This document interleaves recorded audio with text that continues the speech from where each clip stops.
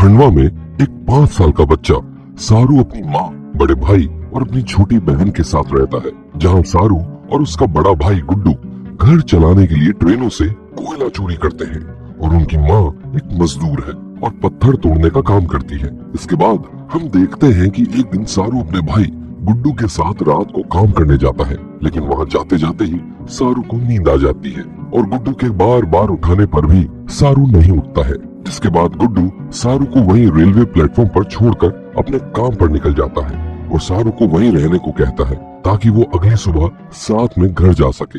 अब आधी रात को सारू की नींद खुलती है और खुलते ही सारू गुड्डू को ढूंढना शुरू कर देता है और उसे ढूंढते ढूंढते सारू प्लेटफॉर्म पर रुकी एक खाली ट्रेन में चढ़ जाता है, जहां गुड्डू का इंतजार करते करते उसे फिर से नींद आ जाती है। और अब अगले दिन की सुबह सारू की नींद खुलती है और वो देखता है ये ट्रेन तो चल रही है। जिसके बाद वो जोर जोर से मदद के लिए चिल्लाने लगता है, लेकिन उसकी मदद करने कोई नहीं आता है। अब समय बीतता है और 2 दिन बाद वो ट्रेन पहुंचती है कलकत्ता, जो कि सारू के घर से 1600 किलोमीटर दूर था। और ट्रेन का दरवाजा खुलते ही सारू तेजी से प्लेटफॉर्म की तरफ भागता है और वहाँ सबसे गुड्डू का और अपने घर का पता पूछने लगता है। लेकिन क्योंकि वहाँ ज्यादातर लोगों को बंगाली भाषा ही आती है, इसलिए कोई भी उसकी बात नहीं समझ पाता है। ऐसे ही करते करते सारू अपनी ही उम्र के कुछ बच्चों से मिलता है जो प्लेटफॉर्म के पास ही सो रहे थे और वो भी उनके साथ वहीं सो जाता है। लेकिन तभी आधी रात को सारू की नींद खुलती है और वो देखता है कि वहाँ कुछ लोग उन बच्चों को किडनैप करने की कोशिश कर रहे हैं। ये देखकर सारू वहाँ से तेजी से भागता है और एक किडनैपर भी उसका पीछा करता है, लेकिन सारू उसे चकमा देते हुए एक मंदिर में छुप जाता है, जहाँ मंदिर का प्रसाद खाने के बाद वो वहीं सो जाता है। अब अगले दिन की सुबह होती है और सारू कलकत्ता की गलियों में भटक रहा है और सड़कों पर सो रहा है। ऐसे ही कई दिनों के भटकने के बाद सारू की मुलाकात होती है एक औरत से जिसका नाम नूर होता है और सारू की कहानी जानने के बाद वो उसे अपने घर ले जाती है, जहाँ वो खाना देती है, कपड़े देती है और उसका अच्छे से ख्याल रखती है। तभी अगले दिन सारू से एक आदमी मिलने आता है और सारू को नूर पर शक हो जाता है, जिसके बाद वो अगले ही दिन वहाँ से भाग जाता है।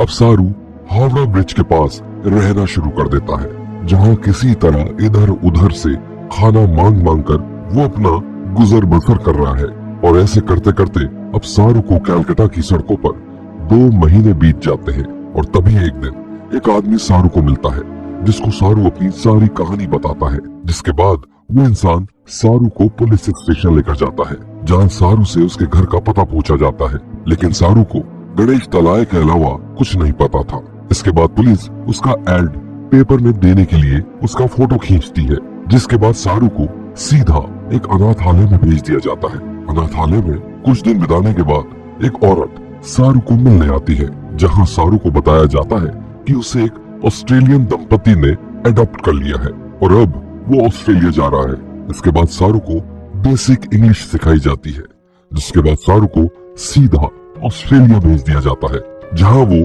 पहली बार अपने अडॉप्टेड पेरेंट्स सू और जॉन से मिलता है। और अब धीरे धीरे सारू उनसे घुलने मिलने लगता है और देखते ही देखते साल बीत जाता है और हम देखते हैं कि सू और जॉन एक और बच्चे को अडॉप्ट करते हैं, जिसका नाम मंतोष होता है। लेकिन बचपन से ही मंतोष की दिमागी हालत कुछ खराब होती है। अब कहानी आगे बढ़ती है और सारू को वहाँ रहते रहते 20 साल बीत जाते हैं और हम देखते हैं कि सारू और मंतोष अब दोनों बड़े हो चुके हैं, जहाँ मंतोष अपनी दिमागी हालत की वजह से सबसे दूर रहता है। और तभी हम देखते हैं कि सारू होटल मैनेजमेंट की पढ़ाई के लिए मेलबोर्न जाता है, जहाँ उसके साथ कई इंडियन स्टूडेंट्स भी पढ़ते हैं और कॉलेज में ही सारू को लूसी नाम की लड़की से प्यार हो जाता है। इसके बाद वो दोनों एक पार्टी में जाते हैं, जो कि सारे इंडियन स्टूडेंट्स ही दे रहे थे। पार्टी के बाद सारू सबको अपनी कहानी सुनाता है, जिसके बाद उसका एक दोस्त उसे गूगल अर्थ नाम के एक सॉफ्टवेयर के बारे में बताता है, जिसकी मदद से वो दुनिया की किसी भी जगह को देख सकता है।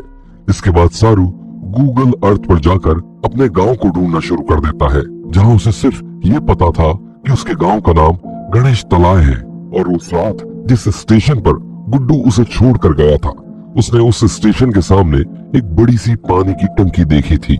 इसके बाद सारू उस समय की सारी कलकत्ता जाने वाली ट्रेन का रूट पता लगाकर एक सर्च रेडियस बनाता है जहाँ उसे अपने घर को ढूंढना था। इसके बाद हम देखते हैं कि अब सारू को हर जगह अपना भाई गुड्डू दिखाई देने लगता है।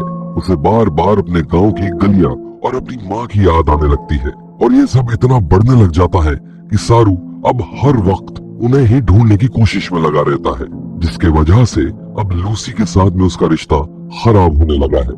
और धीरे धीरे अब सारू ने अपने माँ बाप से भी बात करना बहुत कम कर दिया है और अब सारू सिर्फ दिन रात अपने घर को ढूंढने में ही लगा रहता है।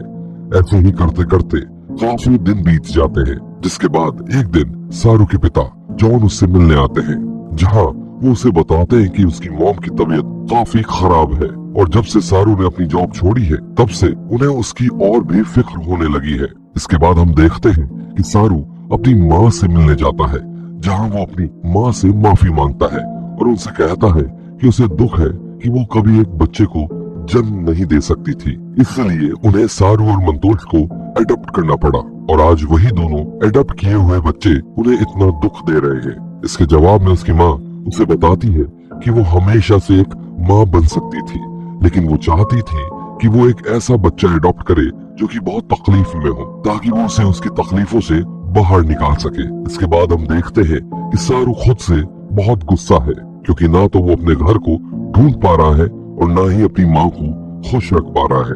इसके बाद सारू गूगल अर्थ पर रैंडमली अपने घर को ढूंढने लगता है और तभी उसकी नजर पड़ती है एक फील्ड पर, जहाँ उसकी माँ मजदूरी का काम किया करती थी। वहाँ से सबसे पास वाले रेलवे स्टेशन को ढूंढता है, जहाँ उसे वो टंकी भी दिखाई देती है जो उसने आखिरी बार उस प्लेटफॉर्म पर देखी थी। इसके बाद सारू को वो तालाब भी दिखता है जहाँ वो बचपन में नहाया करता था और ऐसे ही करते करते सारू को अपने गांव की गलियां और अपना घर सब दिखाई दे जाता है और उसे पता चलता है कि उसके गांव का नाम गणेश थलाई नहीं बल्कि गणेश तलाई था।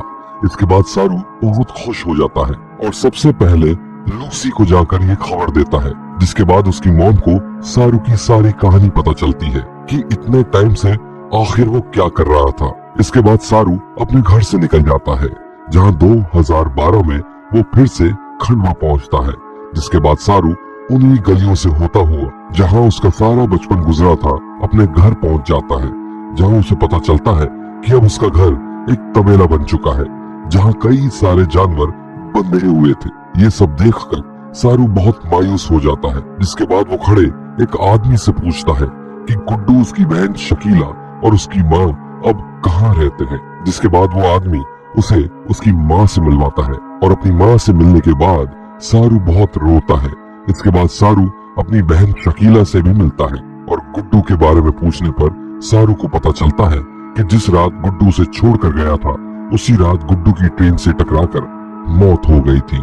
इसके बाद सारू अपने मॉम और डैड को फोन करके अपनी खबर देता है। वो बताता है कि उसकी असली माँ समझती है कि वो दोनों ही उसके माँ बाप हैं और वो तो बस उसे जिंदा देखकर ही बहुत खुश है और सारू उनसे ये भी कहता है कि वो जल्द ही वापस आ रहा है।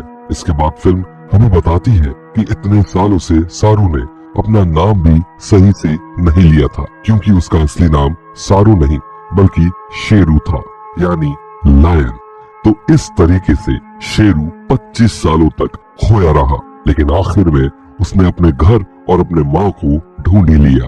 तो ये थी लायन फिल्म की सच्ची कहानी। आपको ये कहानी कैसी लगी हमें कमेंट्स में जरूर बताइएगा।